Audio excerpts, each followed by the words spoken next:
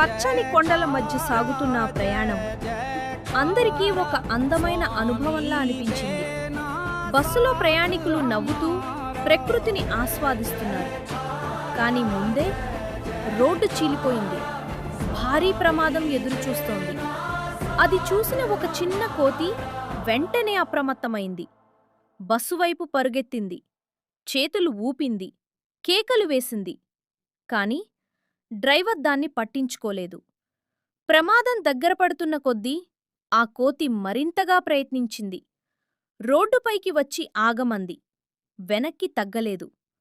చివరి క్షణంలో డ్రైవర్ నిజాన్ని గ్రహించాడు. బ్రేక్ వేశాడు. బస్సు లోయ అంచున అంగుళాల దూరంలో ఆగిపోయింది.